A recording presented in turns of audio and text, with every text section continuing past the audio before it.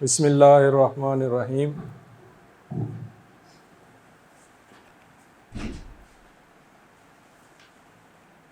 ہمارا آج کا موضوع ہے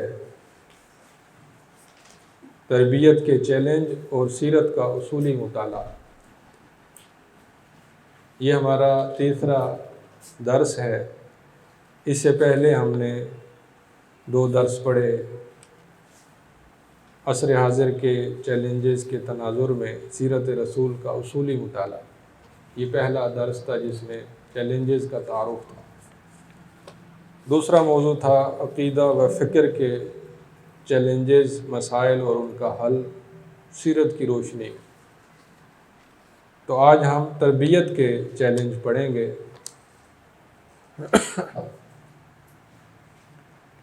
تربیت کے چیلنج سے مراد یہ ہے کہ ایک اچھا اور بہتر مسلمان کیسے پیدا کیا جا سکتا ہے۔ نبی اکرم صلی اللہ علیہ وسلم نے اپنے دور میں بہترین مسلمان کیسے پیدا کیے۔ آج کے دور میں ایک ایسا مسلمان جو اللہ کے ہاں بھی سرخ روح ہو اور آج کل کے چیلنجوں کے مقابلے میں دین پر ثابت قدم رہ سکے، ایسا اچھا مسلمان کیسے بنایا جا سکتا ہے، یہ آج کی گفتگو کا موضوع ہے۔ ہم دیکھتے ہیں کہ بڑے نیک اور بڑے دیندار گھرانے میں ایسے بچے، ایسے نوجوان ہوتے ہیں جو بالکل پٹڑی سے اتر جاتے ہیں۔ میڈیا، فحاشی، جنسیت ان پر غالب آ جاتی ہے، دنیا کی محبت، بے راہ روی ان پر غالب آ جاتی ہے۔ یہ ایک چیلنج ہے کہ ہم اپنی نسل کو اپنے طریقے پر قائم نہیں رکھ سکے، اور ہم یہ بھی دیکھتے ہیں کہ انتہائی غلیظ اور انتہائی گندے ماحول میں ایک صاف ستھرا اور پاکیزہ مسلمان اپنا وجود، اپنی نیکی کو قائم رکھتا ہے۔ ایسے دیکھا ہوگا آپ نے۔ تو معلوم یہ ہوتا ہے کہ ماحول جتنا برا ہو اس میں نیکی پر قائم رہنا ممکن بھی ہے، نیکی کو فروغ دینا، اس کو پروان چڑھانا ممکن بھی ہے، اور اس علم اور فن کو سیکھا بھی جا سکتا ہے کہ برے ماحول میں انسان دین پر کیسے ثابت قدم رہے۔ یہ ایک علم اور فن ہے، اور یہ علم اور فن ہمیں اللہ کے رسول صلی اللہ علیہ وسلم نے دیا ہے۔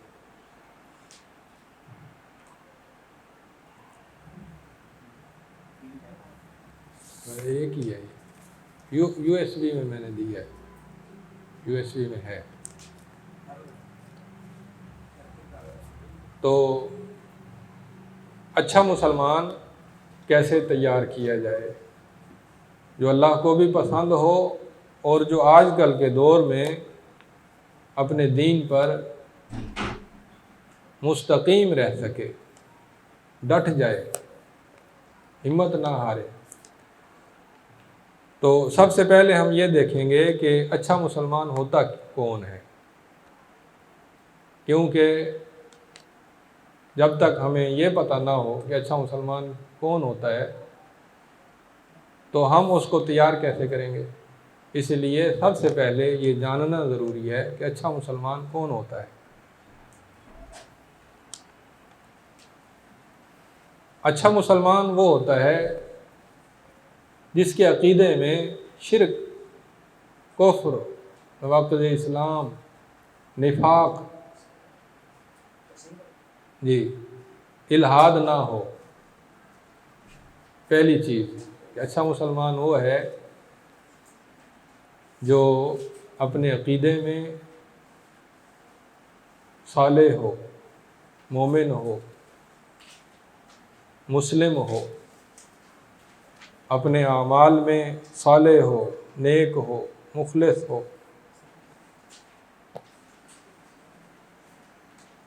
اپنے دین میں صاف ستھرا ہو.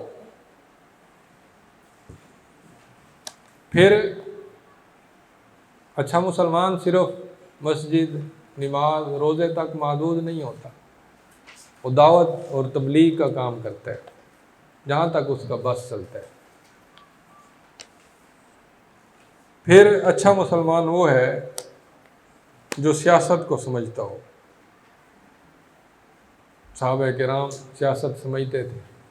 مکی دور کی سیاست یہ تھی کہ ہاتھ نہیں اٹھانا، صبر اختیار کرنا ہے، ہجرت کرنی ہے. یہ مکی دور کی سیاست ہے. تو سارے مسلمان سمجھتے تھے ہم نے کیا کرنا ہے، ایک دوسرے سے جڑ کر رہنا ہے، کافروں کی سازشوں کو پہچاننا ہے، ان کی اذیتوں اور تکلیفوں کے مقابلے میں لائے عمل اختیار کرنا ہے، رازداری اختیار کرنی ہے، ہجرت خاموشی سے کرنی ہے. دار ارقم میں اجتماع ہوتے تھے. مدینہ کی سیاست میں صحابہ کرام پوری طرح سے شامل تھے. مسجد میں نماز با جماعت، خطبات جمعہ، عیدین، اذن قتال، صلح حدیبیہ، یہ مدنی دور کی سیاست ہے. تو ایک اچھا مسلمان وہ ہے جو عقیدے میں مضبوط ہو، اعمال میں نیک ہو، عبادات کا پابند ہو، مخلص ہو، دعوت تبلیغ جانتا ہو، جدید معاشرے کو جانتا ہو، حالت ذوف میں سیاسی تربیت کیا ہوتی ہے اس کے علم میں ہو، معاشرے کے اندر جماعتیں کیسے کامیاب ہوتی ہیں، ان کا لائے عمل کیا ہوتا ہے، چیلنجز کیا ہیں، ان کا حل کیا ہے، وہ جانتا ہو. جہاد کب ہوتا ہے، کب ضروری ہے، کیا اس کے اسباب ہیں، کیا عوامل ہیں، کیا طریقہ کار ہے، جانتا ہو. جدید مغربی فکر کو جانتا ہو. جیسے نبی صلی اللہ علیہ وسلم کے دور میں صحابہ کرام جانتے تھے کہ کفار ان کی سازشیں کیا ہیں، ان کے رویے کیا ہیں، ان کے اخلاق کیسے ہیں، ان کے مزاج کیسے ہیں، ان کی تدبیریں کیا ہیں. نبی صلی اللہ علیہ وسلم کے دور میں صحابہ کرام جانتے تھے. قرآن نے خود تربیت کی. طاغوت کیا ہوتا ہے بار بار بتایا، اور باطل معبود الہہ اور اولیاء الشیطان کون ہیں، کیا کرتے ہیں، کیسے عملہ آور ہوتے ہیں، کیسے ایمان کو تباہ کرتے ہیں. تو ہمہ گیر تربیت کو سمجھنا ضروری ہے. ہمہ گیر تربیت، نبی صلی اللہ علیہ وسلم نے ہمہ گیر تربیت کی، جس میں جو عمومی تصور ہے تربیت کا کہ جسم مضبوط ہو، عقل کو نشو و نما دی جائے، معاشرتی تربیت ہو، لوگوں میں گھلنا ملنا، مل جل کر رہنا، سلام کو عام کرنا، مریض کی عادت کرنا، اور نفسیاتی تربیت یعنی صبر اور استقامت کا حامل ہونا، مذہبی اور ایمانی تربیت کہ نماز کا پکا ہونا، روزے کا حامل ہونا، زکوٰۃ ادا کرنا، صدقہ اور انفاق کرنا. یہ تربیت کے عمومی عناصر ہیں. اور تربیت کے خصوصی عناصر یہ ہیں کہ ایمان اور علم مضبوط ہو، توحید شرک جانتا ہو، فقہ الواقع جانتا ہو، عقیدہ اہل سنت جانتا ہو، اصول دین جانتا ہو. عملی تربیت یہ ہے کہ نماز روزے کا پابند ہو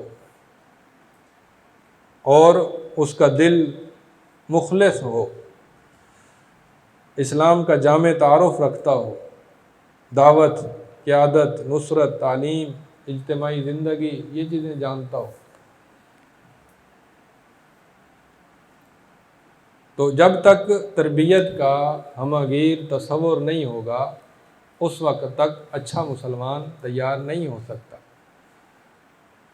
ہمارے ماحول معاشرے میں ہم دیکھتے ہیں بعض مسلمان نماز روزے کے بڑے اچھے ہیں، لیکن وہ سیاست نہیں جانتے، دعوت تبلیغ کا جذبہ نہیں رکھتے، تعلیم تربیت کا اہتمام نہیں کرتے۔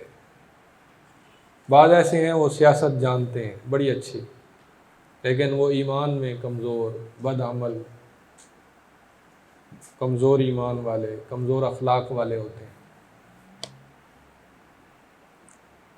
تو بعض دعوت کا کام کرتے ہیں لیکن ان کی دعوت محدود سطح کی ہوتی ہے، نماز روزے تک محدود، سیاست کو نہیں جانتے، نہ خود جانتے ہیں نہ لوگوں کو بتاتے ہیں۔ تو ہمہ گیر تربیت یہ سیرت کے اصولوں میں سے ایک بڑا اصول ہے کہ جامع قسم کا مسلمان ہو، عقیدہ بھی اچھا ہو، اعمال عبادات اخلاق بھی اچھے ہوں، دعوت اور تبلیغ کی ہمہ گیری کو بھی جانتا ہو، سیاست کو بھی جانتا ہو، جہاد اور اس کی ضرورت کو بھی جانتا ہو۔ نبی اکرم صلی اللہ علیہ وسلم نے بہترین مسلمان کیسے تیار کیے؟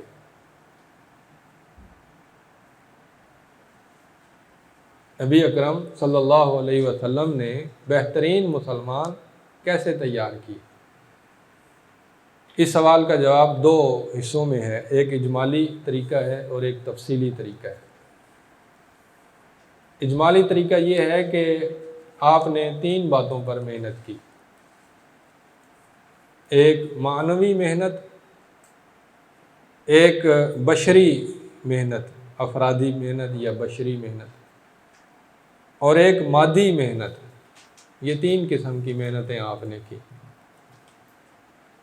معنوی محنت یہ ہے کہ آپ نے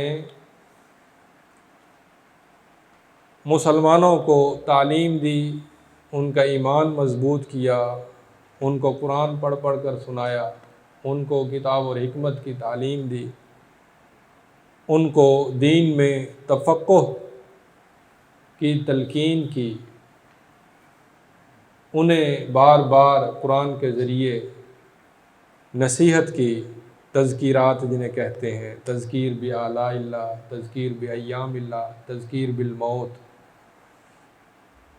نبی صلی اللہ علیہ وسلم نے اور قرآن پاک نے فقہ الواقع کی تربیت کی، یعنی باطل معاشرے کی خرابیوں کو کھول کھول کر بیان کرنا۔ قرآن کے اندر ہے، کفار کی سازشوں کو، ان کے اخلاق، برے اخلاق کو، ان کے برے کردار کو کھول کھول کر بیان کرنا۔ اسی طرح سے معنوی محنت میں یہ بھی تھا کہ قرآن نے سورۃ المزمل کے اندر بیان کیا کہ اہل ایمان دین پر ثابت قدم رہنے کے لیے تہجد کا اہتمام کریں۔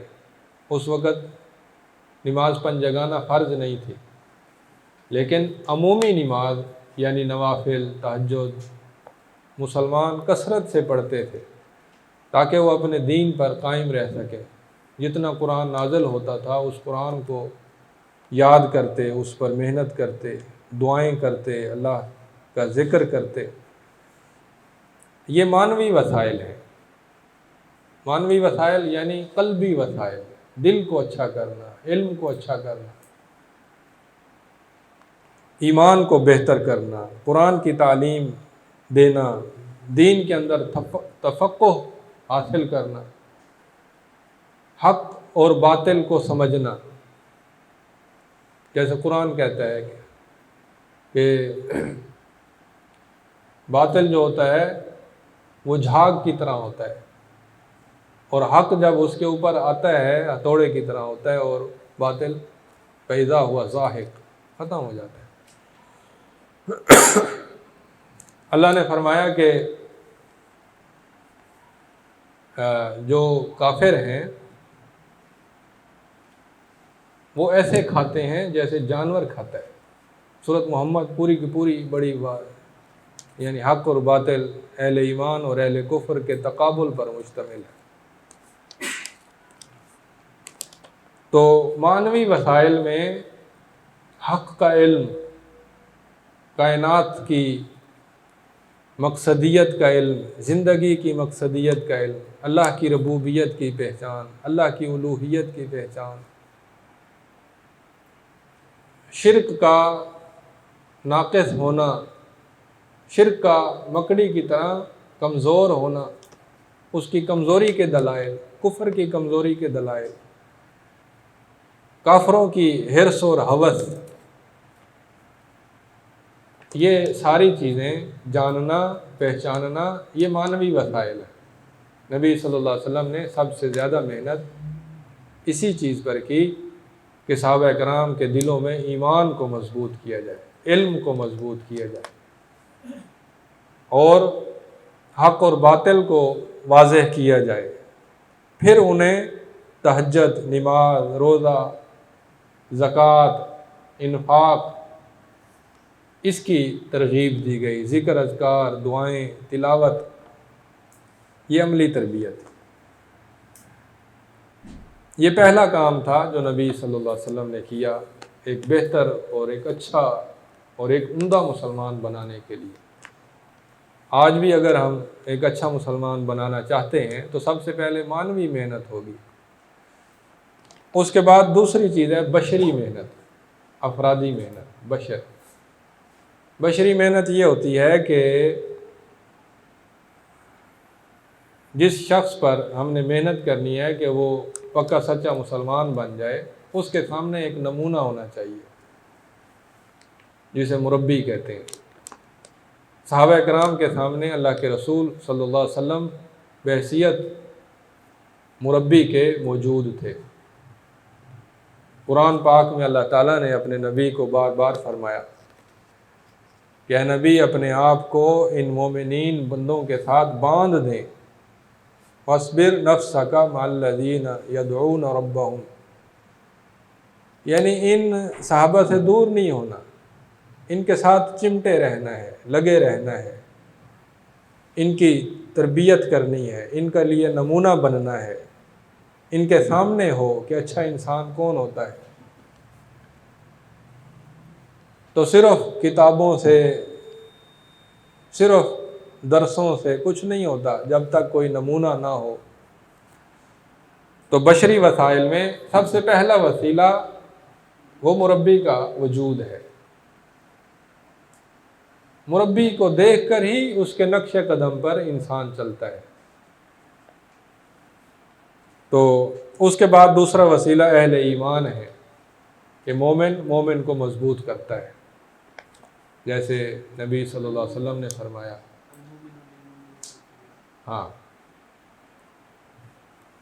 اہل ایمان ایک دوسرے کو مضبوط کرتے ہیں۔ قرآن میں آتا ہے والمؤمنون والمؤمنات بعضهم اولیاء بعض یأمرون بالمعروف وینہون عن المنکر۔ اہل ایمان ایک دوسرے کو مضبوط کرتے ہیں، وتواصوا بالحق، محبت سے، نرمی سے، شفقت سے ایک دوسرے کو مضبوط کرتے ہیں۔ اسی طرح العلماء ورثۃ الانبیاء، علماء کے ساتھ تمسک، ان کے ساتھ چمٹنا، صالحین کی صحبت اختیار کرنا، یہ بشری وسائل ہیں۔ جیسے نبی صلی اللہ علیہ وسلم نے فرمایا کہ نیک صحبت کی مثال ایسے ہے جیسے کستوری بیچنے والا، خوشبو بیچنے والا، اور بری صحبت کی مثال ایسے ہے جیسے بٹھی پھونکنے والا۔ تو مربی کا وجود، اہل ایمان کی صحبت، علماء سے تعلق، صالحین کا ساتھ، یہ بشری وسائل ہیں۔ اس کے ساتھ ساتھ برے لوگوں سے دوری، بری مجلسوں سے دوری، بری محفلوں سے دوری، برے لوگوں سے دوری، برے خاندانوں سے دوری، یہ بھی بشری وسائل میں سے ہے کہ آپ دوری اختیار کریں برے لوگوں سے۔ نبی صلی اللہ علیہ وسلم نے اپنے صحابہ کو تلقین کی کہ برے لوگوں کی مجلس اختیار نہ کریں۔ تیسری جو چیز ہے وہ مادی وسائل ہے۔ معنوی وسائل دل کو مضبوط کرتے ہیں، بشری وسائل ایک اچھا ماحول مہیا کرتے ہیں، مادی وسائل یہ ایک دنیاوی تدبیر ہوتی ہے کہ ہم نے آگے کیسے بڑھنا ہے، ہم نے دنیا کے اندر کامیابی کیسے حاصل کرنی ہے۔ کامیابی کے لیے ضروری ہے کہ نظم و ضبط ہو، نظم و ضبط، مسلمان مل کر مسجد بنائیں، جیسے نبی صلی اللہ علیہ وسلم نے مسجد نبوی بنائی، اس کے اندر تعلیم تربیت کا اہتمام کریں، مدرسہ ہو جیسے دار صفا تھا، دار ارقم تھا، جماعت کو مضبوط کریں، جمعے ہوں، صدقہ خیرات ہو، تعلیم تربیت ہو، خاندان ہو، ان کی اصلاح ہو، برائیوں سے روکا جائے، امر بالمعروف ہو، نہی عن المنکر ہو، تحریک ہو۔ یہ نظم و ضبط ہے کہ ہر مسلمان اپنی جگہ پر مسلمان نہ بن کے رہے، بلکہ مل جل کر ایک نظام قائم کرے۔ اس سلسلے میں جو سنجیدہ کافر ہیں ان سے بھی مدد لی جا سکتی ہے، جیسے نبی صلی اللہ علیہ وسلم نے ابو طالب سے تعاون حاصل کیا۔ اس کے علاوہ کئی کافروں سے تعاون حاصل کیا۔ جب آپ نے مدینے کی طرف ہجرت کی تو ایک کافر راہبر کو ساتھ لیا، جب آپ طائف سے آئے تو آپ نے ایک کافر کی پناہ حاصل کی۔ تو مادی وسائل میں طریقہ کار ہے کہ تربیت کی جائے، دعوت دی جائے، کف ید کی حکمت عملی اختیار کی جائے، تحفظ اور استحکام اختیار کیا جائے، مسلمان قریب ہوں، اپنی نمازیں مضبوط کریں، اپنی دعوت مضبوط کریں، اپنے خاندان مضبوط کریں، اپنا امر بالمعروف مضبوط کریں، اپنی پنچایت بنائیں، اپنی معیشت مضبوط کریں، اپنا تحفظ کریں۔ اس سلسلے میں اگر ہجرت کی ضرورت ہو ہجرت کر سکتے ہیں، ضرورت نہ ہو تو نہیں کر سکتے، جیسے نبی صلی اللہ علیہ وسلم نے حبشے کی طرف ہجرت نہیں کی، کیونکہ آپ اتنے مضبوط تھے کہ آپ کو حبشے کی ہجرت کی ضرورت نہیں تھی۔ تو یہ مادی وسائل ہیں۔ یہ تین بحثیں جو میں نے کی ہیں، معنوی وسائل، بشری افرادی وسائل اور مادی وسائل، یہ اجمالی ہے۔ اب اس کی ہم تفصیل جب کریں تو تفصیل میں ہم دیکھتے ہیں کہ کل 13 چیزیں ہیں جن پر نبی صلی اللہ علیہ وسلم نے محنت کی۔ 13، یعنی ان تین کو ہم اگر تفصیل سے پڑھیں تو 13 چیزیں بنتی ہیں۔ سب سے پہلی چیز قرآن و سنت کا نصاب، یعنی جب ہم نے معنوی وسائل پر محنت کرنی ہے تو قرآن زیادہ سے زیادہ پڑھانا ہے، سنت زیادہ سے زیادہ پڑھانی ہے، اسلام کا جامع تصور دینا ہے، عقیدہ اہل سنت سمجھانا ہے، فروعی تعصبات سے پرہیز سمجھانا ہے، الہاد کا ضروری علم دینا ہے۔ یہ سب سے پہلے قرآن اور سنت کا نصاب ہے۔ اگر ہم نصاب میں ہی ڈگمگا گئے، منحرف ہو گئے، آگے ساری چیزیں خراب ہو جائیں گی۔ دیکھنا چاہیے کہ کوئی بھی فکر ہو نا، اسلامی فکر ہو یا غیر اسلامی فکر ہو، وہ اپنا عملی اظہار 5 شکلوں میں کرتی ہے۔ پہلے ایک فرد ہوتا ہے، منکر حدیث مثال کے طور، پھر وہ ایک فرد سے وہ ایک گروہ بن جاتا ہے، پھر ایک گروہ سے وہ ایک معاشرہ بنا لیتا ہے، چند خاندان یا ایک ادارہ بنا لیتا ہے، پھر وہ ادارہ اس کی شاخیں بن جاتی ہیں پورے ملک میں، پھر حکومت میں ان کے بندے داخل ہو جاتے ہیں، انہیں قوت تمکین حاصل ہو جاتی ہے، پھر عالمی سطح پر بھی ان کے نمائندے بن جاتے ہیں۔ یعنی ایک بندے سے کیسے کیسے فکر پروان چڑھی۔ دین کا معاملہ بھی ایسے ہے، دین میں پہلے ایک نیک مخلص انسان ہوتا ہے، پھر وہ محنت کرتا ہے، ایک جماعت بناتا ہے، گروہ بناتا ہے، پھر ادارہ قائم کرتا ہے، پھر اس کی شاخیں بنتی ہیں۔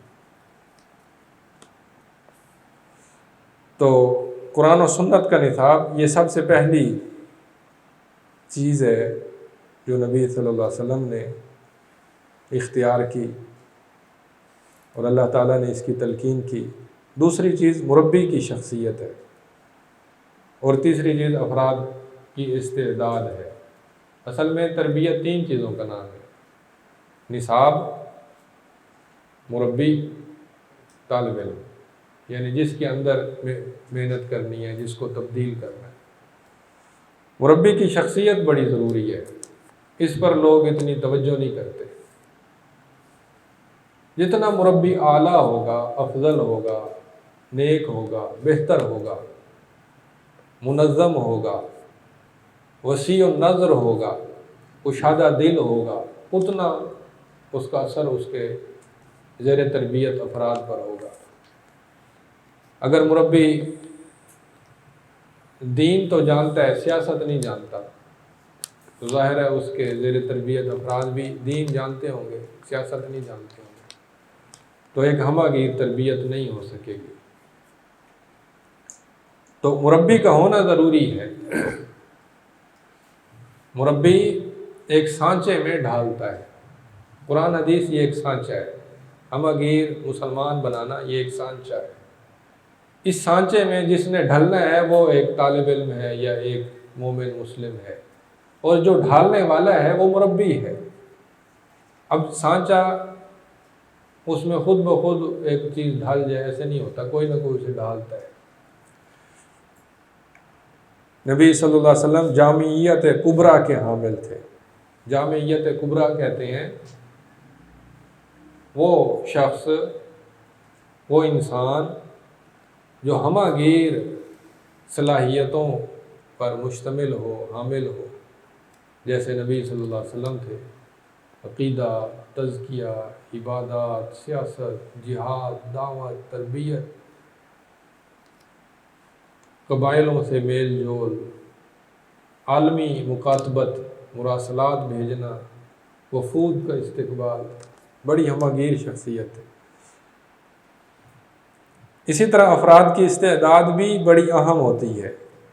کچھ افراد ہوتے ہیں، حدیث میں آتا ہے الناس معادن کمعادن الذهب والفضہ، انسان سونے اور چاندی کی طرح ہوتے ہیں۔ جو چاندی ہے، جو پیدا ہی چاندی کی حیثیت سے ہوا ہے، وہ سونا کبھی نہیں بنے گا۔ اس کی عقل، اس کی فکر، اس کا جسم، اس کی نفسیات ہمیشہ چاندی جیسی ہوگی، سونا نہیں بنے گی۔ اور کچھ ہوتے ہیں وہ پیدائشی سونے ہوتے ہیں۔ آپ نے فرمایا کہ خیارہم فی الجاہلیت خیارہم فی الاسلام اذا فقہوا، جو سونے ہیں وہ جاہلیت میں بھی سردار ہیں، اور جب وہ مومن بنے تو اسلام میں بھی وہ سردار بن گئے، جیسے حضرت عمر رضی اللہ عنہ۔ اس لیے افراد کی استعداد بڑی اہم ہوتی ہے کہ کون سا فرد علمی، اخلاقی، ایمانی، نفسیاتی اعتبار سے بڑا طاقتور ہے، مضبوط ہے۔ یہ پہلی 3 چیزیں یہ بنیادی ہیں۔ اس کے بعد آگے دیکھیں کہ جب ہم نے ایک اچھے مسلمان کو ڈھالنا ہے تو سب سے زیادہ قول اور وعظ کی ضرورت ہوتی ہے، قول اور وعظ کی، جس کو اللہ تعالیٰ نے اپنے قرآن میں بیان کیا، یعلمہم الکتاب والحکمۃ ویزکیہم۔ قرآن اور حکمت کی تعلیم، دانائی کی تعلیم، عبادت کی تعلیم، اخلاق کی تعلیم، اور شرم و حیا کی تعلیم، سیاست کی تعلیم، قوت اور استحکام کی تعلیم ہے۔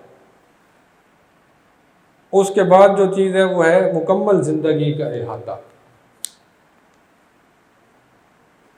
یعنی قول اور تعلیم کے ساتھ ساتھ زیر تربیت افراد پر نظر رکھنا، ان کی نگرانی کرنا، ان کا محاسبہ کرنا، ان کے ساتھ میل جول رکھنا، ان کے ساتھ گھل مل جانا، ان کے ساتھ روزانہ ملاقات کرنا، ان کی باتیں سننا، یہ ہے مکمل زندگی کا احاطہ۔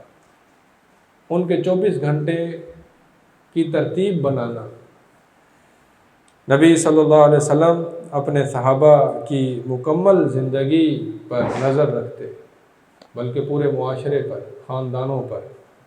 امر بالمعروف نہی عن المنکر کا مطلب یہی ہے کہ معاشرے پر نظر رکھی جائے، اگر افراد میں کوئی خرابی پیدا ہو فوراً انہیں سمجھائیں اچھے طریقے سے، اگر قوت کی ضرورت ہے، سختی کی ضرورت ہے، سختی بھی کریں، نرمی کی ضرورت ہے، نرمی بھی کریں۔ نبی صلی اللہ علیہ وسلم نرمی بھی کرتے، سختی بھی کرتے۔ ایک صحابی، ایک شخص ابن لطبیہ، وہ آیا، آ کر کہنے لگا اللہ کے رسول میں زکوٰۃ وصول کر کے آیا ہوں، یہ آپ کو لوگوں نے جمع کرایا ہے، یہ مجھے تحفہ ملا ہے۔ آپ ناراض ہوئے، آپ نے سختی کی، فرمایا کہ اگر تم اپنی امی کے گھر بیٹھا رہتا پھر یہ تحفہ تجھے ملتا، تو تجھے چاہیے یہ تحفہ بیت المال میں جمع کرا۔ معلوم ہوتا ہے سختی، نرمی، نظر رکھنا، محاسبہ کرنا، یہ تربیت ہے، یہ ایک اچھا مسلمان بنانے کا طریقہ کار ہے۔ اسی طرح اگلا چھٹا نقطہ ہے تدریج۔ تدریج کہتے ہیں کہ انسان کو آہستہ آہستہ بدلنا ہے، اس کے اوپر اتنا بوجھ نہیں لادنا کہ وہ تھک جائے، پریشان ہو جائے۔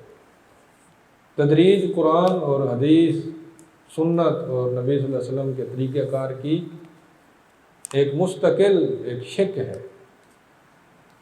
دیکھیں حضرت عائشہ رضی اللہ عنہ فرماتی ہیں کہ اللہ تعالیٰ نے شراب کو مختلف مرحلوں میں حرام کیا، شراب کو، اسی طرح سود کو بھی، اسی طرح روزے بھی بتدریج فرض ہوئے، نماز بھی ایسے بتدریج فرض ہوئی، زکوٰۃ بھی ایسے۔ تو سب سے پہلے ایمان، عقیدہ، اخلاق پر محنت ہوئی مکے میں، آخرت، قیامت، جنت دوزخ کے معاملات، پھر اس کے بعد آہستہ آہستہ آہستہ آہستہ محنت ہوئی، افراد کو بتدریج نیک بنایا گیا۔ نبی صلی اللہ علیہ وسلم اپنے ساتھی حضرت معاذ بن جبل رضی اللہ عنہ اور حضرت ابو موسیٰ اشعری رضی اللہ عنہ کو جب یمن بھیجنے لگے نا، تو فرمایا کہ یسرا ولا تعسرا، بشرا ولا تنفرا، نرمی کرنا، سختی نہ کرنا، آسانیاں کرنا، مشکلات پیدا نہ کرنا۔ جب یہ دونوں گئے نا تو وہاں مسلمان نہیں تھے لوگ، چند مسلمان تھے، لیکن انہوں نے جا کر اللہ کے رسول صلی اللہ علیہ وسلم کی ہدایات پر عمل کیا، تو چند ہی سالوں میں پورا یمن مسلمان ہو گیا، پورا یمن۔ نہ جہاد کرنا پڑا، نہ لڑائی کرنی پڑی، نہ کوئی زیادہ محنت مشقت کرنی پڑی، بس یہ تھا یسرا ولا تعسرا وبشرا ولا تنفرا۔ یہ اس سوال کا بھی جواب ہے کہ پہلے معاشرہ بنایا جائے یا پہلے حکومت بنائی جائے۔ یمن کا جو حاکم تھا بازان، وہ مسلمان ہو گیا تھا، لیکن عوام مسلمان نہیں تھی۔ یہ دونوں صحابی گئے اور اس بازان کے ساتھ مل کر انہوں نے دعوت تبلیغ کی، تو لوگ مسلمان ہو گئے۔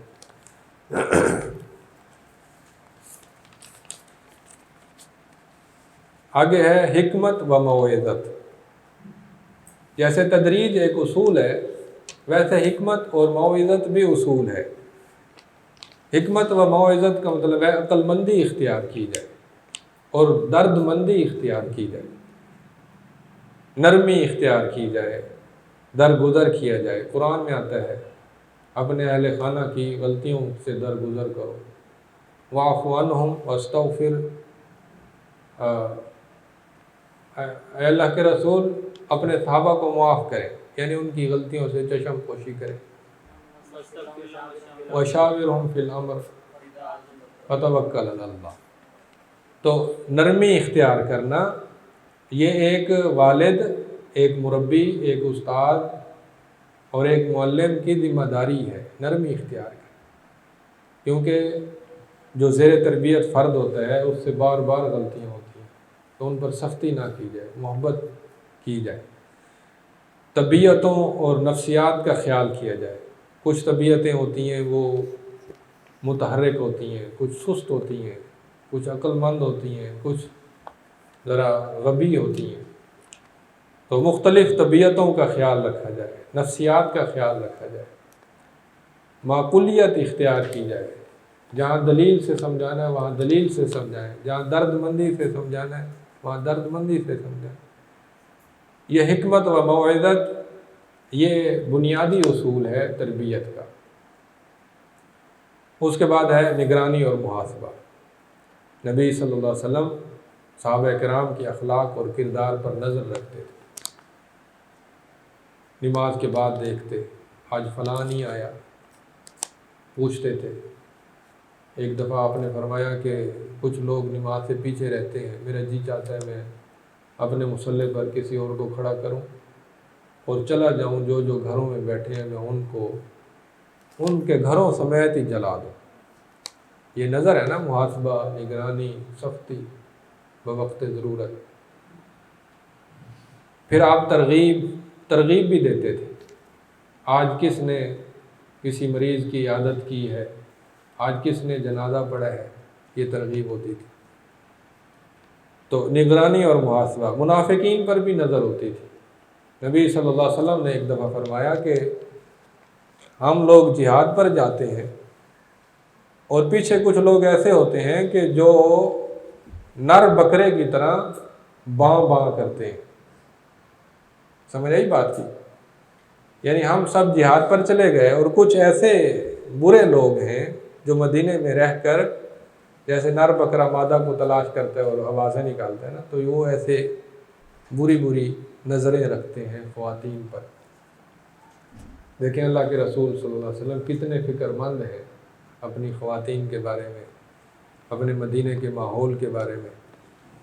تو نگرانی اور محاسبہ۔ منافقین پر نظر، جیسے غزوہ بنی مستلق میں عبداللہ بن ابی نے کہا تھا لَيُخْرِجَنَّ الْأَعَزُّ مِنْهَا الْأَذَلَّ، کہا تھا نا۔ نبی صلی اللہ علیہ وسلم بھاگ کر گئے اور سمجھایا کہ یہ تم کیا کرنے لگے ہو، آپس میں لڑنے لگے ہو، یا للانصار اور یا للمہاجرین کی صدا کیوں لگائی ہے؟ یہ تو جاہلیت کا طریقہ ہے۔ یعنی برائی پر نظر رکھنا، اس کو فوراً دبوچنا، اس کو ختم کرنا، اس کو قلع کما کرنا، یہ تربیت کا اصول ہے، ضابطہ ہے۔ اسی طرح تفقہ فی الدین، نواں اصول تفقہ فی الدین ہے۔ جتنا تفقہ زیادہ ہوگا اتنی تربیت مضبوط ہوگی۔ جیسے قرآن میں اللہ تعالیٰ فرماتے ہیں فَلَوْلَا نَفَرَ مِن كُلِّ فِرْقَةٍ مِنْهُمْ طَائِفَةٌ لِيَتَفَقَّهُوا فِي الدِّينِ۔ ہر بڑے گروہ میں سے ایک چھوٹا گروہ نکلے، وہ علم کے اندر تفقہ اختیار کرے۔ تفقہ فقاہت سے ہٹ کر ایک مادہ ہے، ایک لفظ ہے، اس میں شد ہے جو کہ مبالغے پر دلالت کرتی ہے، یعنی دین کے اندر خوب مضبوطی اور رسوخ حاصل کرنا، دین کی علمی مہارتیں حاصل کرنا، دین کی بصیرت حاصل کرنا، دین کے داخلی نظم و ضبط کو سمجھنا، دین کو معاشرے پر منطبق کرنے کو سمجھنا۔ تو نبی صلی اللہ علیہ وسلم کے دور میں مختلف قبائل سے صحابہ کرام آتے تھے، کچھ ہر قبیلے میں سے 2 2 4 4 10 10 آتے تھے۔ صحیح بخاری میں آتا ہے کہ ایک صحابی کہتے ہیں ہم آئے اور ہم 20 دن رہے مدینے میں، تعلیم حاصل کرتے رہے، پھر ہم تھک گئے، ہمیں گھر والوں کی یاد آنے لگی۔ نبی صلی اللہ علیہ وسلم نے فرمایا کہ ہاں اب تم واپس چلے جاؤ۔ تو اسی طرح عام الوفود 9 ہجری میں وفد آئے، بڑے بڑے وفد ہر قبیلے سے، انہوں نے آ کر تعلیم حاصل کی۔ تو دین میں تفقہ حاصل کرنا یہ ضروری ہے، یہ ایک درمیانی کڑی ہے ایک بڑے مربی اور ایک زیر تربیت افراد کے درمیان کی۔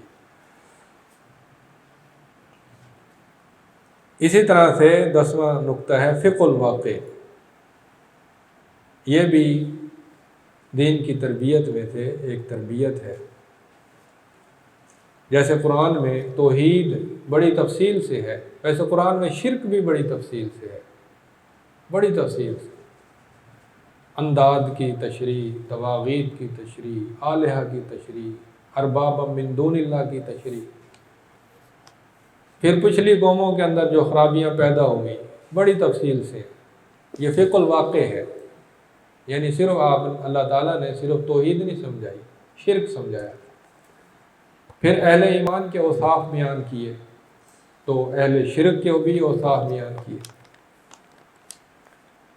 جیسے اللہ تعالیٰ نے سورۃ الممتحنہ میں فرمایا کہ تم ان کے ساتھ دوستی رکھتے ہو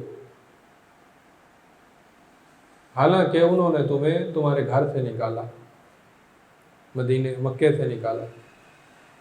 اور سورۃ توبہ میں اللہ فرماتے ہیں کہ تم ان کا خیال رکھتے ہو اور اگر وہ تم پر قابض ہو جائیں تو وہ نہ رشتہ داری کا خیال کریں نہ عہد معاہدے کا خیال کریں، وہ تو ایسے لوگ ہیں۔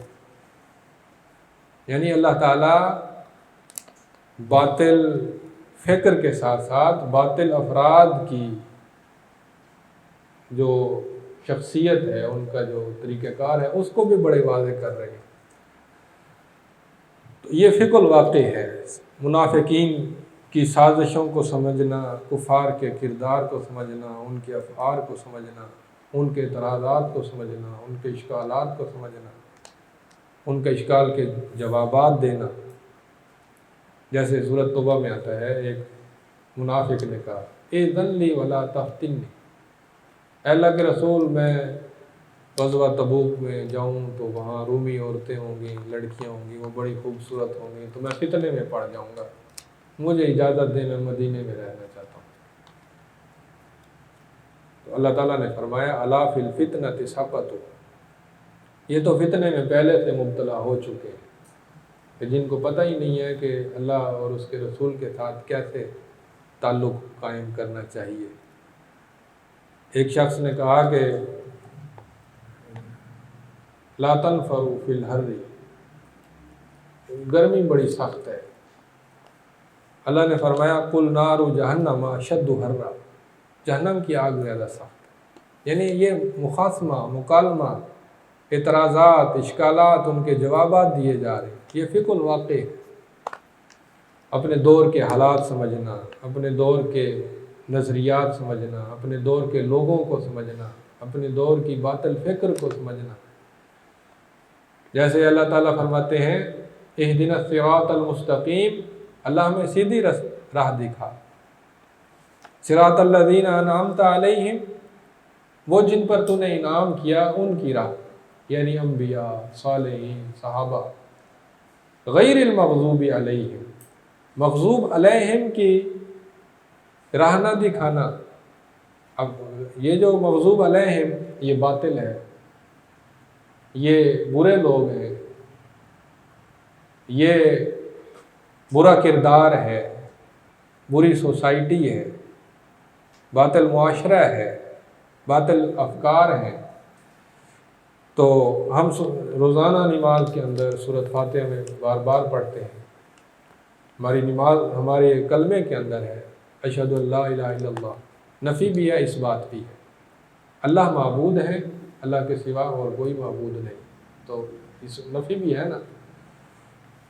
تو یہ فقہ الواقع جو ہے یہ سمجھنا ضروری ہے۔ اس سلسلے میں آج کل کے جو بڑے بڑے گروہ ہیں وہ غالی صوفی ہیں، جو دین کو سیاست سے الگ کرتے ہیں، غالی صوفی، یا بدعت، دین میں بدعت پیدا کرتے ہیں۔ سیکولر اور لبرل لوگ ہیں، اور دین اور سیاست کی جدائی اختیار کرنے والے اور بھی ہیں جو نیک ہیں لیکن دین اور سیاست کی جدائی اختیار کرتے ہیں۔ یعنی صوفیوں کی طرح وہ بدعتی یا مشرک نہیں ہے، غالی صوفیہ کی طرح، لیکن نیک ہونے کے باوجود دین اور سیاست کو الگ کرتے ہیں۔ یہ تین گروہ ہیں۔ اگلا ایک نقطہ ہے اجتماعی زندگی،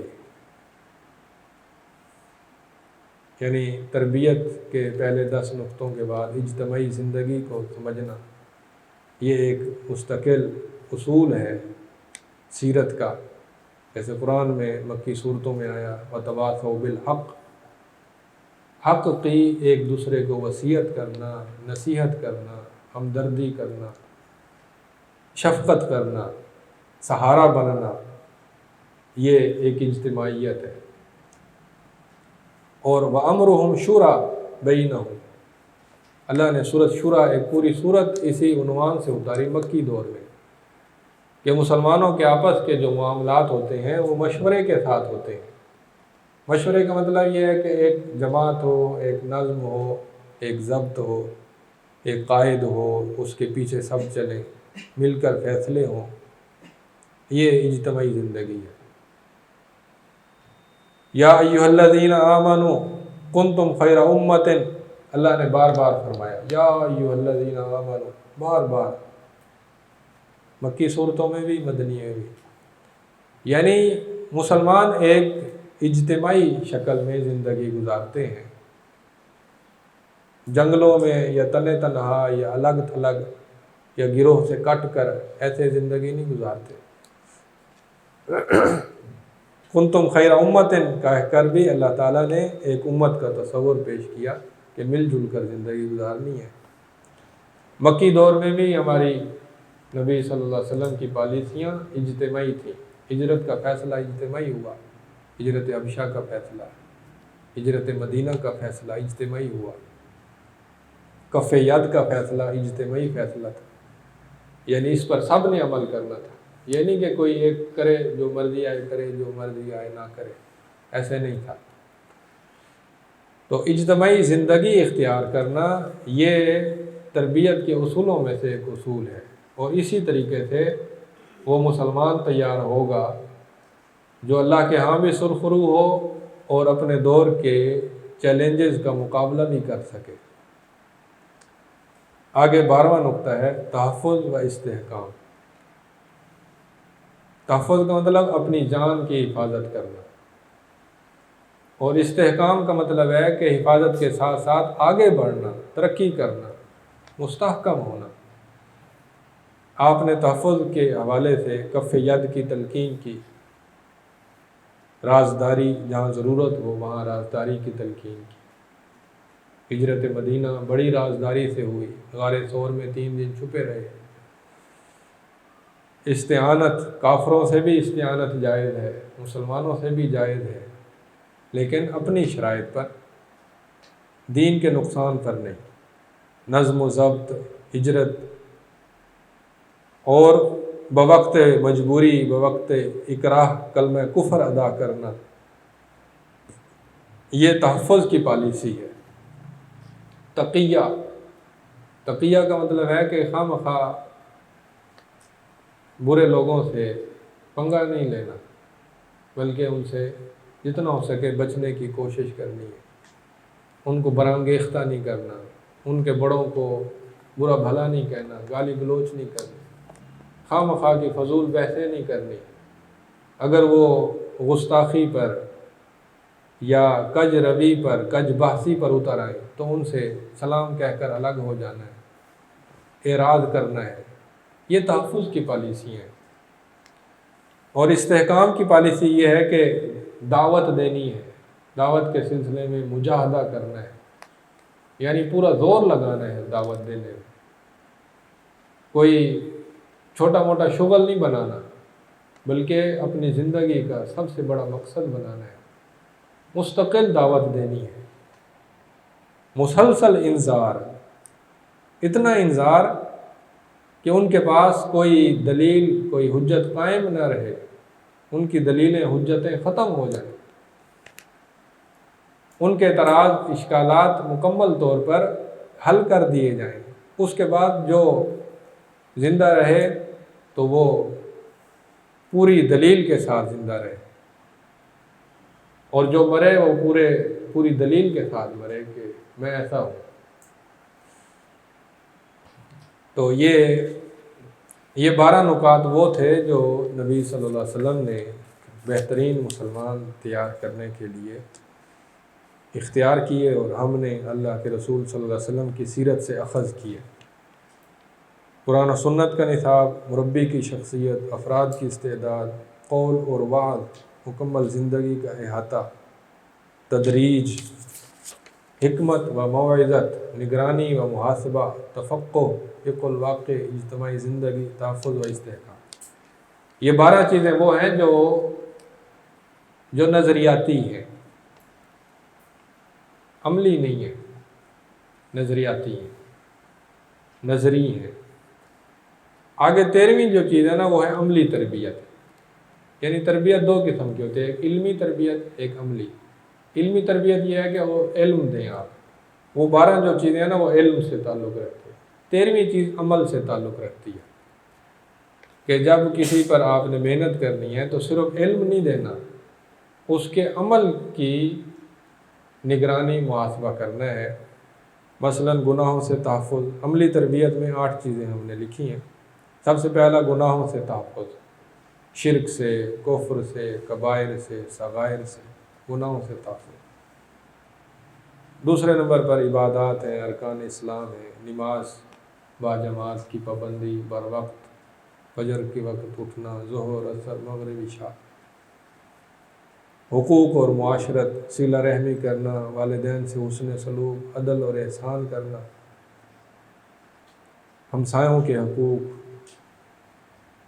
یتیموں کے حقوق، اور ساتھ جو بیٹھا ہوا الصاحب بالجنب اس کے حقوق، مہمانوں کے حقوق، یہ حقوق اور معاشرت ہے۔ چوتھی چیز ہے دعوت و سیاست، ایشوز کا علم ہو، آج کل کیا ایشوز ہیں، بڑے بڑے مسائل کیا ہیں، ملک کے مسائل کیا ہیں، معاشرے کے مسائل کیا ہیں، قیادت کا تجربہ و مہارت، تحریکی شعور، کون سی تحریکیں کتنی کامیاب ہیں، ناکامی کے اسباب کیا ہے،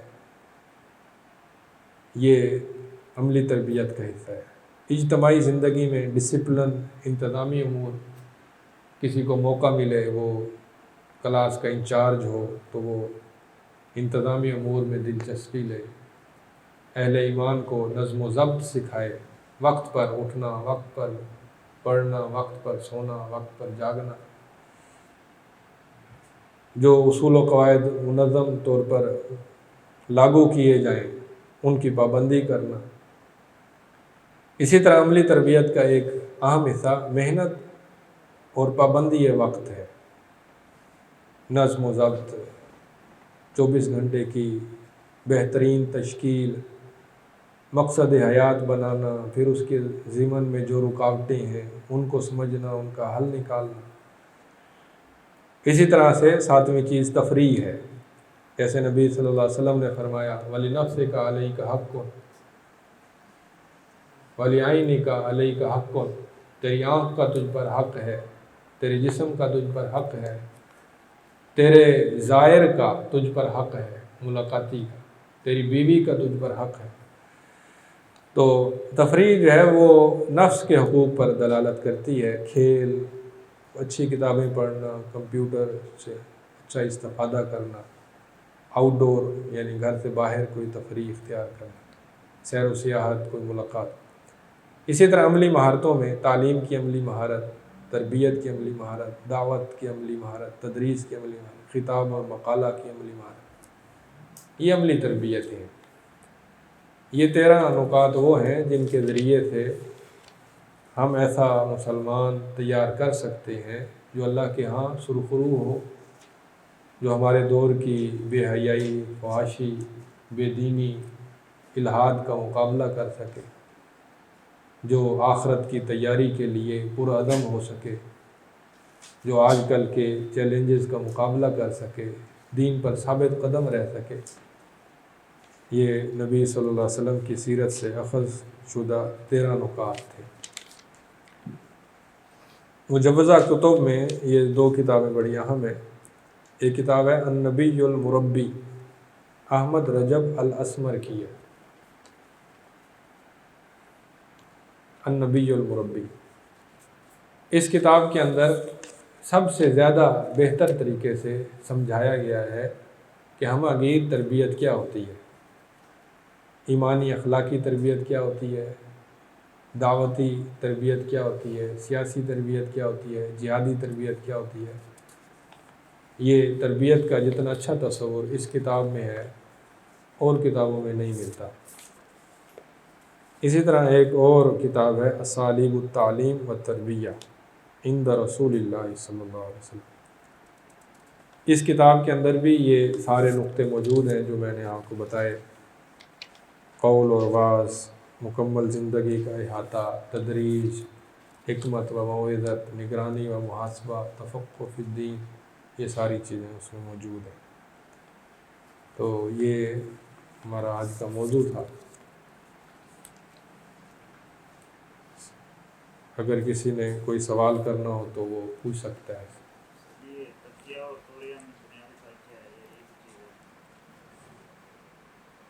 توریہ زبان سے ہوتا ہے، یعنی کوئی بات چھپانا۔ تقیہ ہوتا ہے کہ بچنے کی کوئی بھی تدبیر اختیار کرنا، الا ان تتقوا منہم تقات، کہ تم ان سے بچو، کسی بھی طریقے سے بچنا۔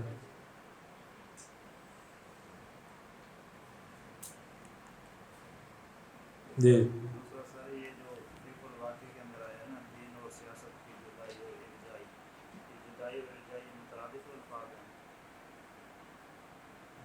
دین اور سیاست کی جو جدائی ہے نا، اس کے تو سیکولر اور لبرل بھی قائل ہیں، لیکن ارجاء جو ہے یہ ایک الگ ایک چیز ہے۔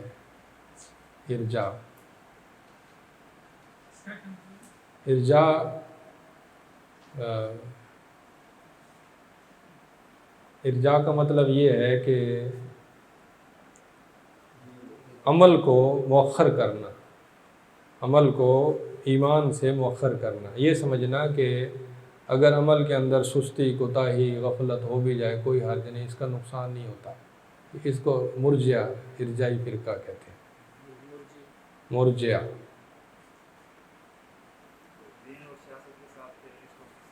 اس کو اس طرح سے کرتے ہیں کہ وہ یعنی دین ہمیں کہتا ہے کہ مضبوط بنو، طاقتور بنو، قربانیاں دو۔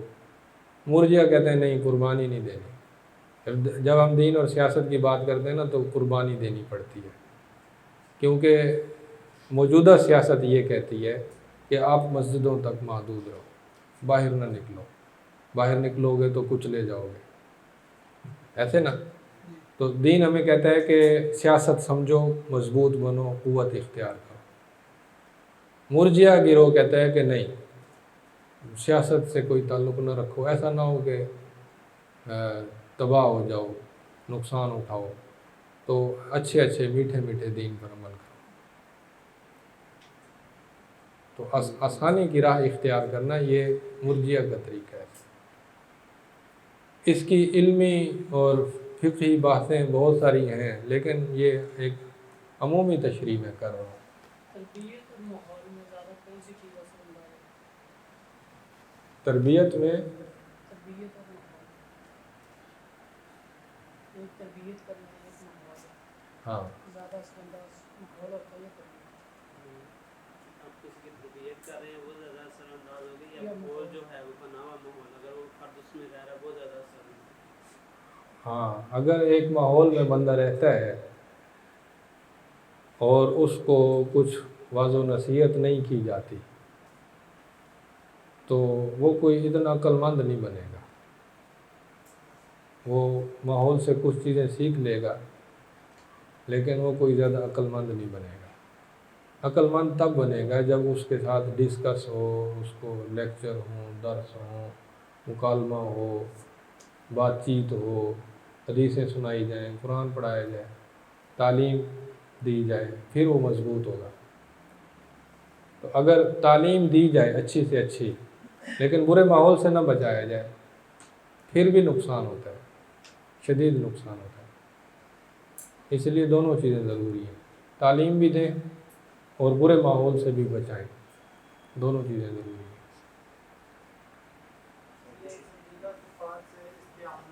جی، یعنی بعض کفار وہ ہیں جو مسلمانوں کے ساتھ ہمدردی رکھتے ہیں، ان سے تعاون حاصل کیا جا سکتا ہے، جیسے نبی صلی اللہ علیہ وسلم نے ابو طالب سے فائدہ اٹھایا اور ابو طالب جو ہے وہ نبی صلی اللہ علیہ وسلم کی حفاظت کرتے رہے، تو یہ تعاون ہے نا، استعانت ہے۔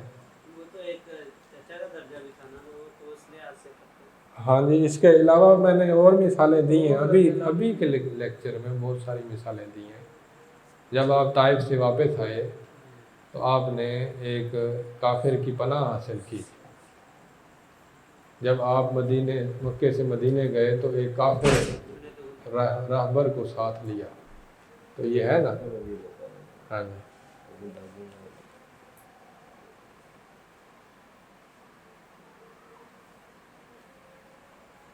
ہاں جی، اور کوئی سوال صحیح تزکیہ نفس کا یہ عملی تربیت میں نہیں ہے؟ ہے؟ کیوں نہیں ہے؟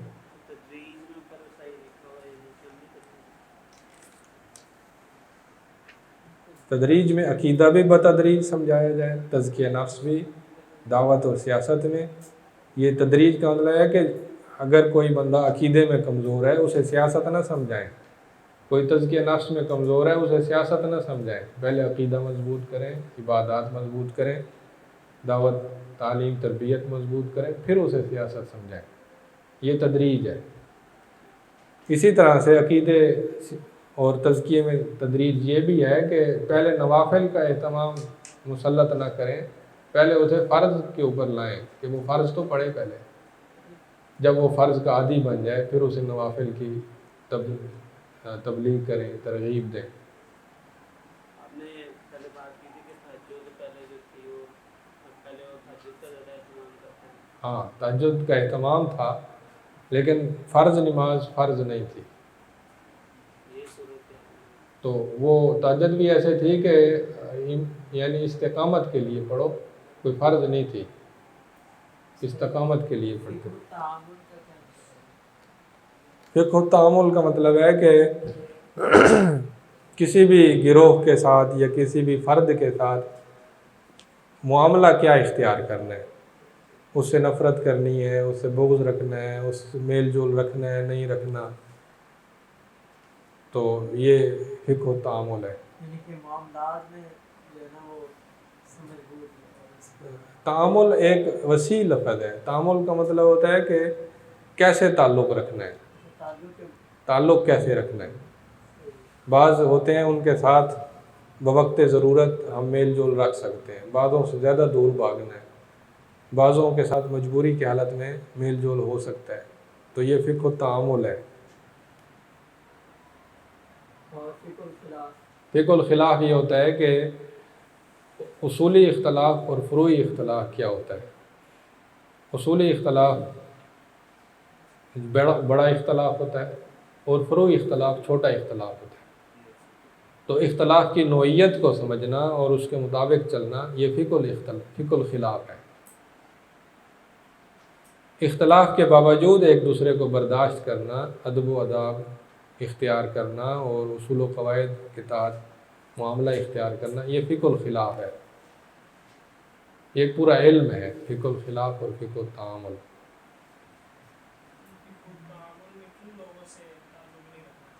فقہ التعامل میں اصلی کفار وہ بھی ہیں، ان سے کیسے تعلق رکھنا ہے۔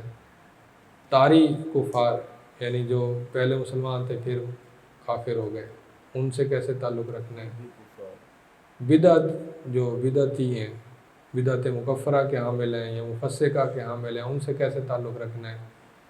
جو بدعتی نہیں ہیں لیکن وہ فاسق اور فاجر ہیں، معاصی کے حاملین ہیں، ان سے کیسے تعلق رکھنا ہے۔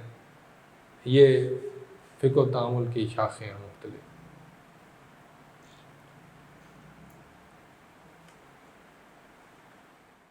زندگی شعور سے، الحکمہ انٹرنیشنل۔